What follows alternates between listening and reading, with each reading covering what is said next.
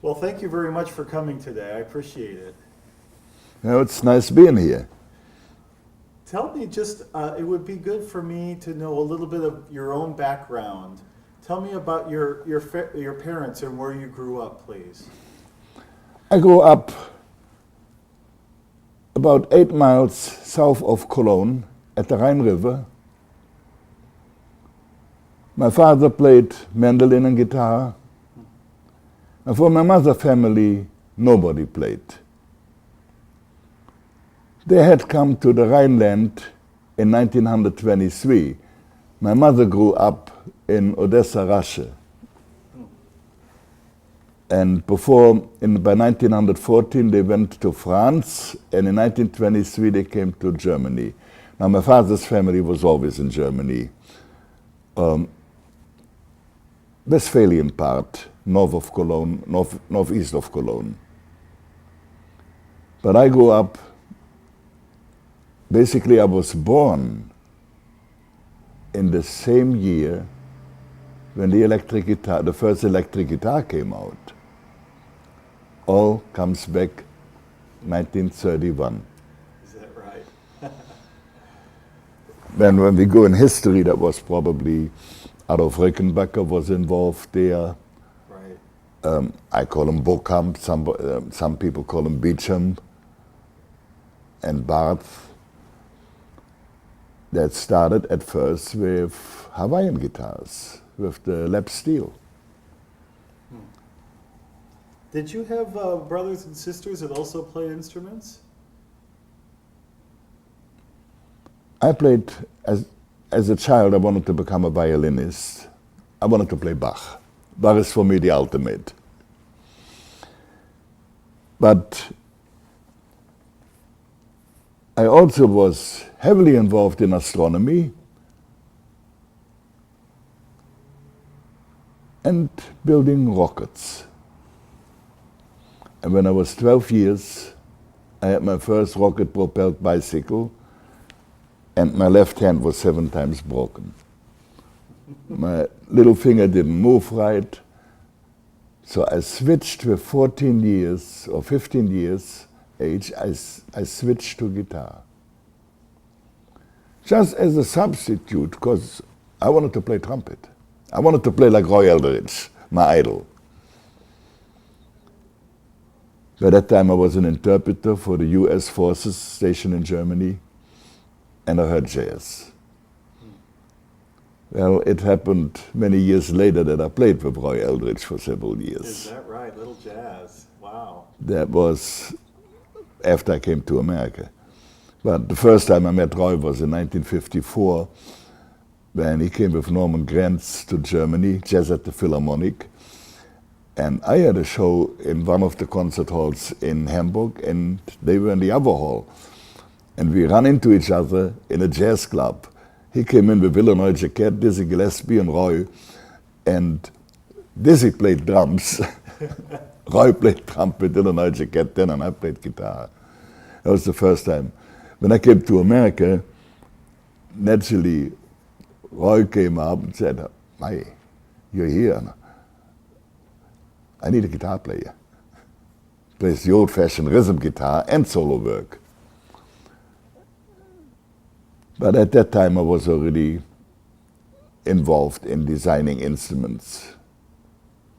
And there again, basically my start in America, when I came to America, I did not come with guitar pickups. I came with an electrified piano. That was, in combination with a Fender Twin Reverb, could stand up, according to Elmer Bernstein, with a Bösendorfer concert grand, a 12-foot grand. You know, big Bösendorfer, 12-foot. Right. What gave you the idea to do that?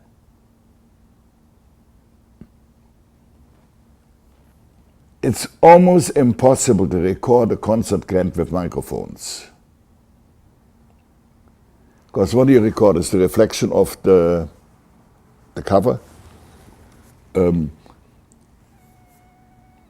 Several microphones, they started with Dr. Schöps, they used the Neumann condenser, they used AKG double condensers, etc., and still had problems.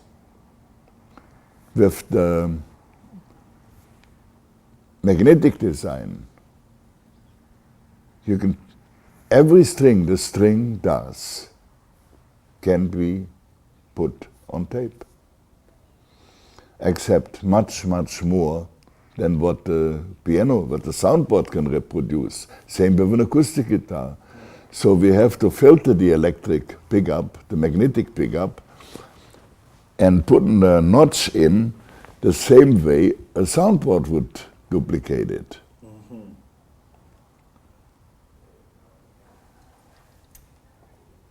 So that led to, how did you figure out how to do that electronically? I have several patents that deal with double impedance. The high-end low impedance and the low-end high impedance. This can be, it's also a way how certain inductive notch filters work, that you can shape the Fourier spectrum of an instrument the way you want it. Naturally, you have to take in consideration that we know about cable capacitance, what cable to use, how long, what the capacitance is. And we have to know the load resistance. When everything is right, we can. On a guitar it's complicated because we don't know the cable, what the guitar player is using. And with the cable length, we change the total spectrum of the guitar. So given a prediction, how does a certain guitar with a certain pickup sound? We cannot. I know some people do, but it is not correct. Does the length of the cable change the impedance? The resonant frequency is not subject to impedance. The guitar pickup is an inductor and the cable is a tubular capacitor. Now the impedance or the inductive reactance on the pickup increases with frequency and the capacitive reactance of the cable decreases with frequency. And here comes that point where they cross, which is the resonance. And at the resonant frequency, it depends now if you go in series or in parallel. Either you have infinite resistance or you have zero resistance. Zero not quite possible because the inductor, the pickup, also has a resistance. So at that moment, at resonance, the resistance is equal to the impedance of the pickup. Interesting. Now without a cable, without a capacitor, there is no resonance. Sometimes there comes the question using 500 kilo ohm controls on humbucking pickups and 250 kilo ohm on single coils. It's not a correct answer either. A higher impedance single coil requires higher resistance controls. And if you take a pickup that is designed by some of the very few that knew electronics, it was Raymond Butts on the Country Gentleman Gretsch pickup, where you could use 100 kilo ohm controls and you had no losses because the impedance was, and the inductive reactance was low. The inductance was below 1.5 Henry. Well, on most humbuckers it starts at 4.4 and goes up to 8-9 Henry. On the other hand, single coil pickups have an inductance 2.2, 2.5. Some of the P90s go up to 6.4 Henry. Again, there's a single coil where you need 500 kilo ohm control, so you lose your high end. But also with every pickup, when you reduce the resistance, you get a better harmonic spectrum, you get brighter. But instead of saying, well, like Jimi Hendrix did it, he used a high capacitance cable on stage, and in the recording studio for some nice effects, he used a very short cable, low capacitance.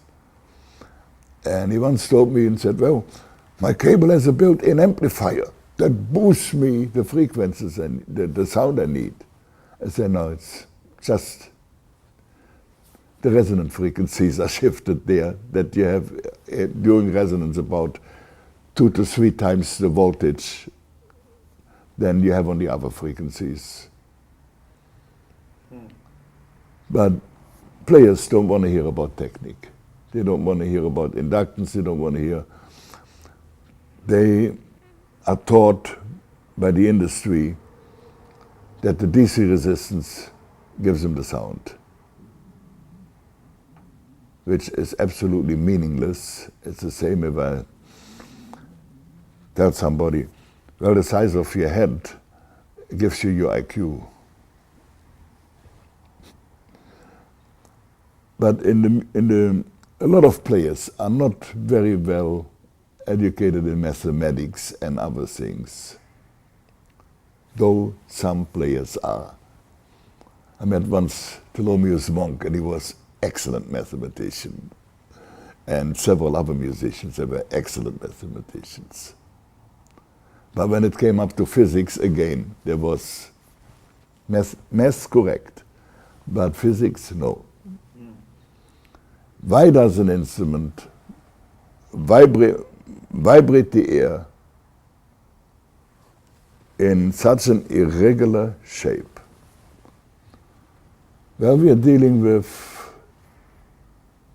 the superposition principle.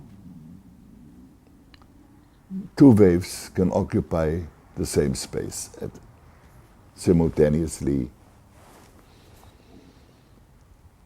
Also, the human ear is incorrect. A human ear hears totally different than a microphone. For instance, you have 2 bass speakers with reverse polarity, what some people may call out of phase, not quite correct. And the microphone recognizes it immediately when you record it, you hear it. But the human ear doesn't. The human ear, if you have 2 speaker cabinets with reverse polarity, the human ear doesn't recognize this. But if you put the 2 speakers with reverse polarity in the same cabinet, then the human ear recognizes it. Same what the mic does.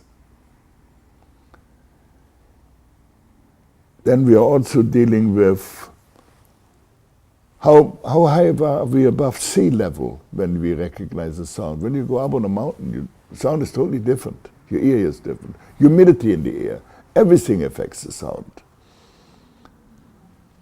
Now, if we know all the factors, we can say, well, with this pickup and this guitar, you can get this frequency response. But saying here, that pickup has a response of frequency and give data. I refused it 40 years ago, I refuse it today. I don't give any data besides inductance, eddy current interference, what is a new measurement I discovered about 10 years ago, what is used now today. At Fender they measure eddy current interference, and they measure each magnet in a few seconds, what took years ago weeks. And having the metallurgical structure checked, very expensive and time consuming. We do this today in 2 or 3 seconds. And this is what he brought, he implemented in Fender. He brought that knowledge. So, companies were offering magnets, you know, they put them, oh yeah, they tell them this is this and this is this and this. I said, I have a severe problem, I don't believe people. Show me. So I take measure them. I say, sorry, the information you got is incorrect. Now today they don't need me anymore, they measure it themselves. I built several test gadgets, and all they do is throw the magnet on, write the data down, and they can tell you what it is. It's like reading an electrocardiograph. What did you call that? What's the term for that measurement? The magnet measuring. You have to know, it gets a little bit complicated here. Ferromagnetism is not yet understood.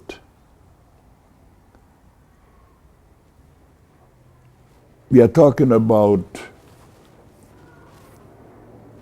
all the laws that you find in modern physics books about magnetism.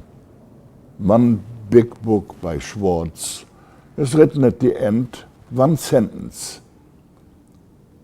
about ferromagnetism on the last page. Everything deals with diamagnetism, paramagnetism, etc. They quote the Biot-Savart law or Biot-Savart law in France, you know. We come more and more to the conclusion that we are dealing with magnetic moment per unit area and not per unit volume, and not the magnetic dipole function that was set by Wolfgang Pauli in 1946 or 47 when he got the Nobel Prize for the Pauli exemption principle. That is that not two electrons with the same charge can have the same orbit around the nucleus. It's also the same Wolfgang Pauli that predicted in 1928 the existence of the neutrino, which wasn't discovered till the early 40s. And everything in ferromagnetism dates back on the 14, 15, and 16 electrons in the third shell of iron, nickel, and cobalt. Then comes the newer kind of magnets, which are basically not from the ferromagnet, they don't function on the ferromagnetic principle. It has several names. We call it anti-ferromagnetism, or we call it ferrimagnetism. That includes some of the ceramic magnets and the rare earth metals, like neodymium, samarium, etc., in combination, where under the influence, if we use a strong magnetic field, because it's an easy way to explain, instead of using photons at certain energy levels, like in quantum mechanics,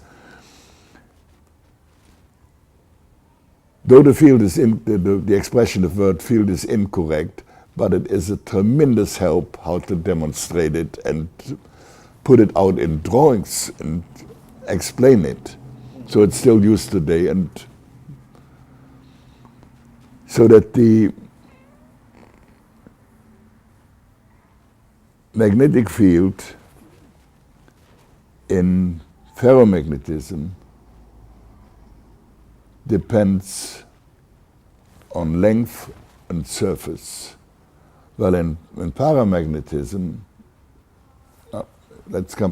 forget ferromagnetism, we have to cut here out. In ferrimagnetism or anti-ferromagnetism is that under the influence of a strong magnetic field, certain electrons the orientation of the spin is different than in the neodymium or in samarium cobalt. And this brings a tremendously strong magnetic force, especially in small volumes. For instance, a neonickel magnet is rated with a BR of 12,400 Gauss. and an Earth state number of 640, which is called the HC. Well, we don't operate that way. To operate the magnet perfect would be on a permeance coefficient of 18, that is B over R, B over H. Then the magnet would have about 10,000 Gauss Nico and a coercive force of 555.55 infinite, if you ever get that precise. But somewhere close to between 17 and a half and 18 and a half is where we get the maximum results. In reality, we don't. Because we would need a magnet that is way too big, way too heavy. But comparing the function of an electromagnet versus a samarium cobalt, I do it with horsepower and motors and automobiles. The whole magnet is the weight of the automobile, and the magnetic force is the horsepower. So in an ecomagnet, the relation between I need a tremendous horsepower, a tremendous size, to get the force. If I would make an Alnico motor for an automobile to get 100 miles an hour, I would need, let's say, a 200-pound motor. If we have a ceramic magnet, I would need only 1/3 the weight. And with a samarium cobalt, I would end up probably with an extremely small magnet. But this is not quite correct. When we go in ideal dimensions that we can, I compare now in the use of pickups, because we cannot put a 10-pound magnet in a guitar pickup. Now if we have a 10-pound magnetic circuit with an electromagnet, I get 10,000 Gauss. I can also get 10,000 Gauss out of a samarium cobalt at a fraction of the size. But regardless how much I increase the size, I cannot get over 10,000 Gauss with a samarium cobalt. With a ceramic magnet, I may get up to 4,000 Gauss, 3,500 Gauss, regardless what the dimension is. But at the small dimension, the ceramic magnet gets a much higher reading than the Alnico magnet. It's easy to understand when you study the demagnetization curve. But when it comes by using these articles in guitar pickups, we have to take the second thing in consideration. Are we using the magnet as a core? If we use it as a core, then we shall not have any coercive force in the magnet, in the core. The lower the coercive force in the core, the higher the output of the pickup. That's about as much as can be said about pickup design. Sure, when I want with certain materials available, I want to create a certain Fourier spectrum. I calculate at first the dimensions A over L. A is the cross section of a coil, and L is the height. Relation between length, that is the height of the coil, and A is the width of the coil, cross section. Then I figure out how many turns do I need. Then I calculate the copper wire, which takes about 2 seconds. Then I have with the but the copper wire is calculated already before, because I need a certain inductance and I need a certain effective resistance. That is the resistance without eddy currents, including the eddy currents. By knowing this, I have to design the cross-section and the length of the core form. Then I calculate in how many turns goes in this cross-section. It's common practice to use the same bobbin, put more turns of thinner wire on. That's nonsense. We have to change. When we use thinner wire, we have to use the cross-section and the length of the core form. And that can be mathematically achieved to get the maximum voltage out of a pickup. And don't forget, in the old days, when Leo Fender started, the pickup had only one purpose: to generate a voltage with the vibrating string. According to the frequency response, we got the vintage tone because we used an 8-foot cable with a capacitance of 200 picofarad. Ideal. Small amps at low volume. There we had the sound on record, the microphone right away in the speaker. And to recreate this on stage is not possible. Not with the equipment that we use today. Neumann and his crew started in 1935 with experiment with low impedance systems. Somewhere in 1947, a major from the US Air Force brought a tape recorder with a Neumann mic to America. They started a company called Ampex. Ampex. Not the amplifier company, Ampex. Made tape recorders and tape tests. By 1949, the whole American industry was recording with magnetic tape, and the extended frequency response, and they called it high fidelity. By 1952-3, the whole world was on low impedance. Except the guitar industry today is still on high impedance. A lot of things with Les Paul I disagree, but one thing we agree on. We should have gone low impedance in 1948, because his trick recordings he did on low impedance. And there you hear guitar sounds. Not only on records, you could hear these sounds on stage. But we cannot convert anymore the industry to go with millions of guitars out high impedance and millions of amplifiers go to low impedance. Gibson started in 1965 with the Les Paul recording and low impedance guitar. There the problem was the amp wasn't good.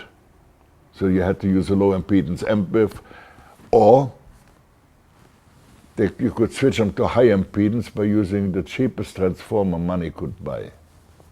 And even with a good transformer, it wouldn't have done much better, because the amps didn't bring more.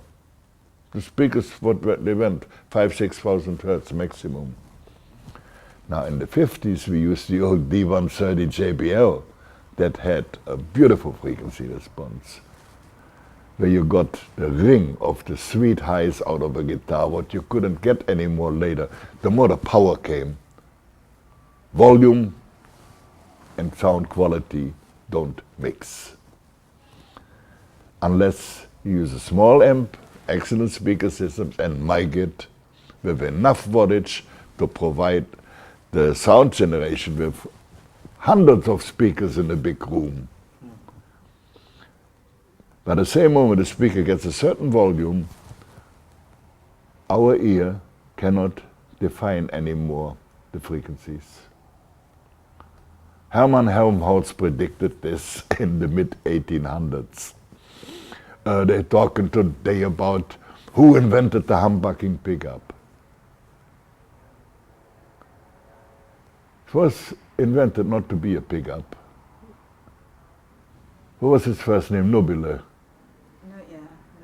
Nobile, Italian guy. He designed an ascetic galvanometer, and to neutralize the magnetic force of the Earth, which is different in each location, by using two coils, reverse polarity, with two magnets combined with a rod, Yeah, with 18. to neutralize external magnetic fields. So in the pickup industry, nobody invented the humbucking pickup. That is how to use it. The first pickup for magnetic instruments that was patented in the United States was done by sounded to me like Japanese, probably Japanese. He had three coils. One coil that was put to DC to create the magnetism. Of course, permanent magnets at that time were not yet known. Loudspeakers in the 30s had still electromagnets. DC on a coil. There was not yet, nickel was not yet in. And the material, what they had, 18% tungsten. What could you get out of it? 80 Gauss, 100 Gauss. Like a magnet that big in the first Charlie Christian guitar, what Charlie played. That went for almost from the bridge to there, 18% tungsten steel with some vanadium in to magnetize the blade.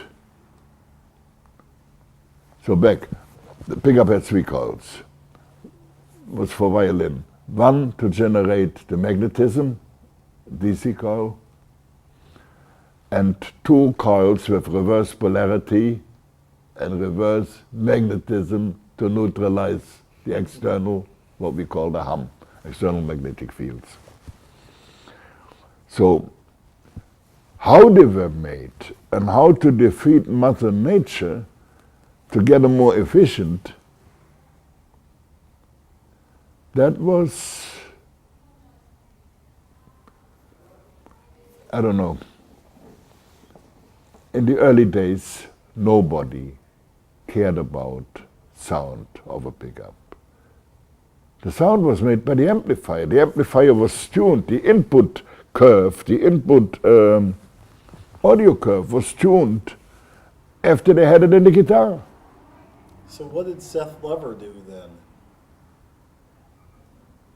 He's building a better speaker. He's putting more. You're talking about Ted Weber. No, Seth Lover. Seth Lover. Seth Lover?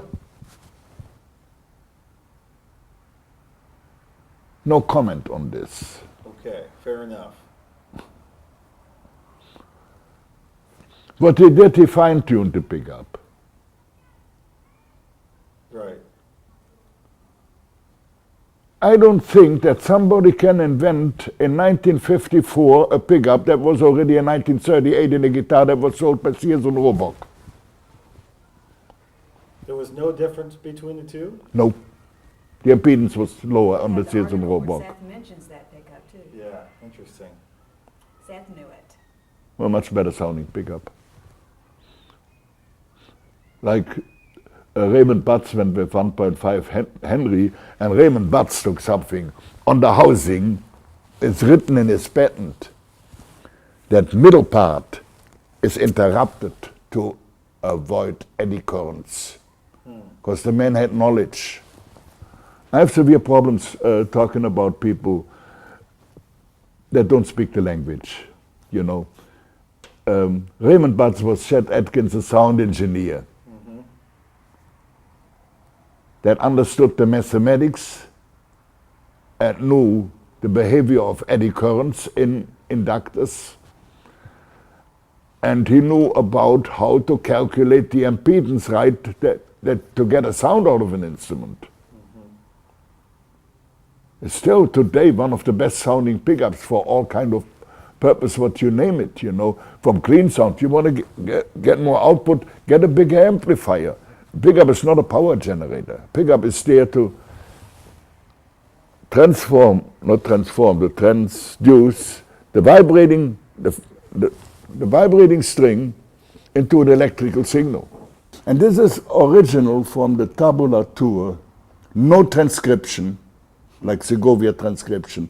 Original the way Johann Sebastian Bach wrote it for the lute, with the standing notes and everything identical.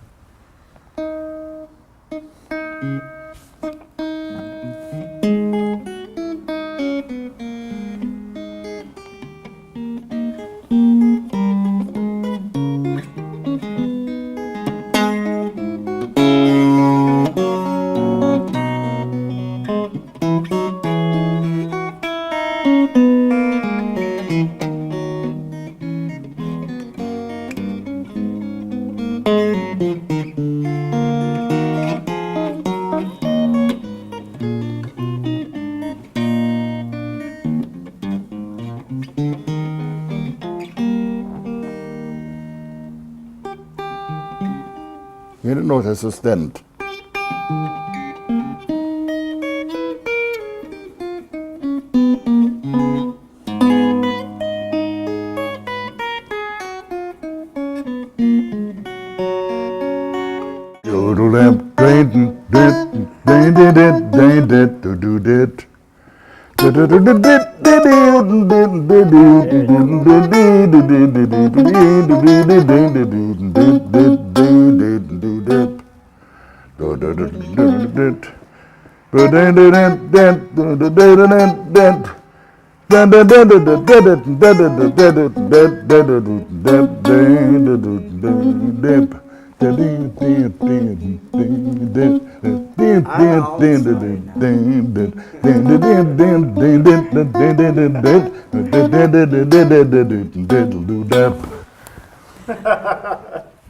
I always use the E minor Mendelssohn, you know. That is for me.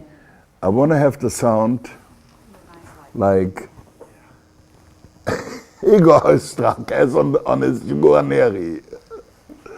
You know.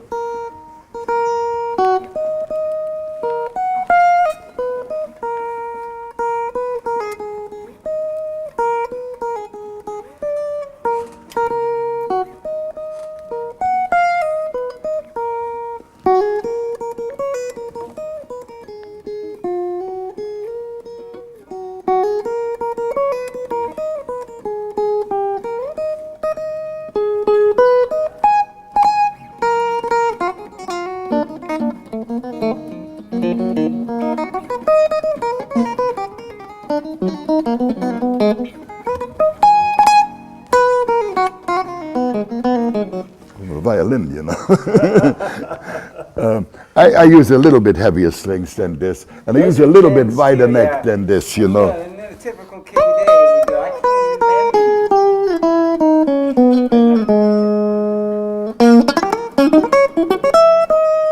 can't I sit yesterday in my car, you know, and I wasn't aware that Beethoven had written a triple concerto. And I hear a triple concerto. And we were always looking for the genius that came up after Beethoven in the Romantic area. There I hear a little bit Beethoven left. Oh, the guy took from Beethoven. I listened, driving, listening. I think I found that if whoever this composer is, he is better than Beethoven. That is harder, the hardest to achieve. But I estimated that he wrote it in 1840, at the time Beethoven was dead, because it was above, it was what Beethoven used beyond the 8th symphony, the 9th I don't count.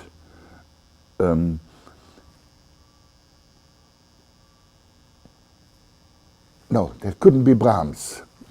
The man is too open. Brahms is always a little bit like a wheel over it, you know, you don't look all the way through. Now I love Brahms, you know, especially his violin concerto. But and a sextet for strings, etc. Right. So I switch in the first movement, comes the second movement. The cello player better than Maurice Gendron, better tone than Gendron. Violin player, absolutely no critic possible. On the cellist, no critic possible. Not on the piano, nor on the conductor. Now I miss the name of the conductor when they announce it. It was Beethoven. I think it was high, by listening on the way the orchestra was hiding, you know, I think it was. Rostakovich on cello. Who on violin? It's a Berman on violin. Now, the Berman I recognize so immediately, you know. Once in a while I get screwed up when I listen. He used on several concertos Isaac Stern's fiddle.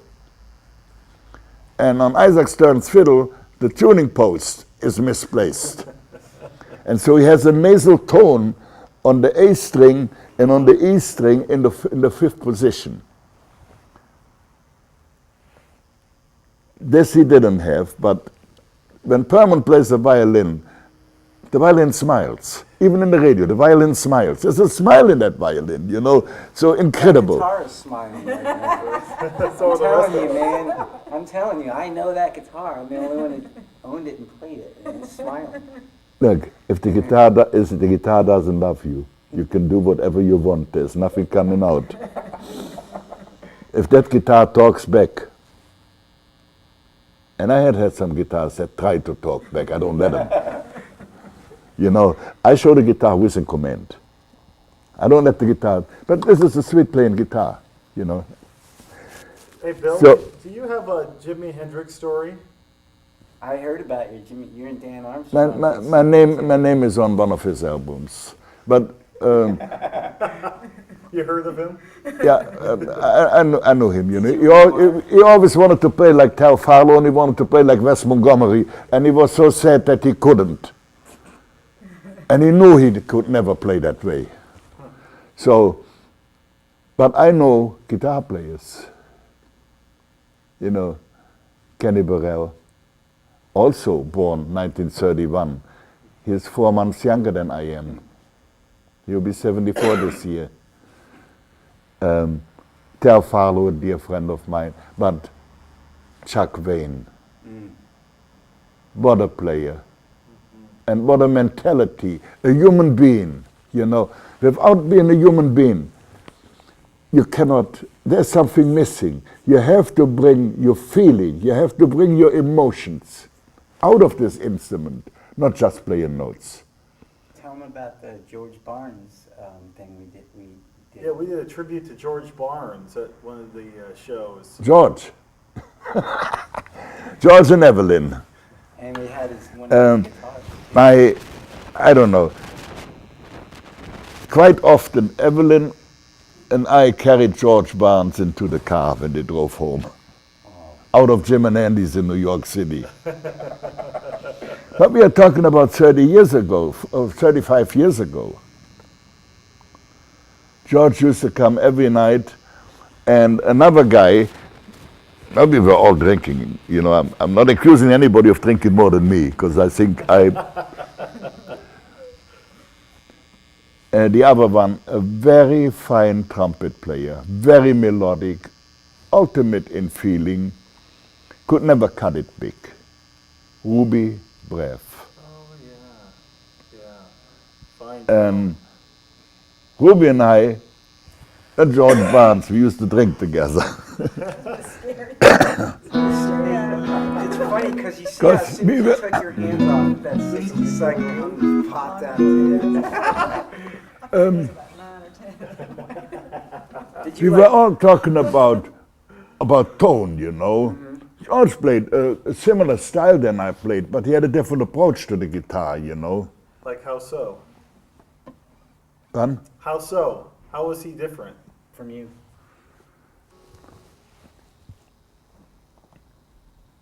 The selection of notes. I don't use phrases. I play melodic lines, like here.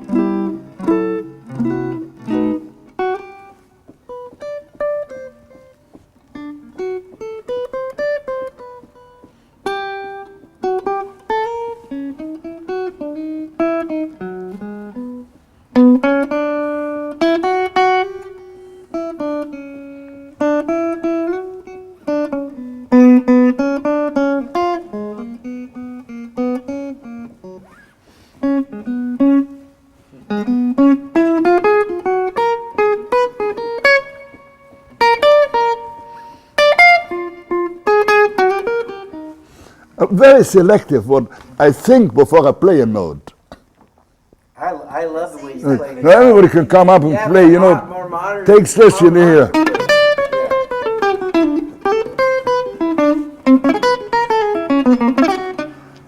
Yeah, anybody, program a computer can play like this, you know. But then you start one. What's now? 1, 2, 1, 2, 3, 4.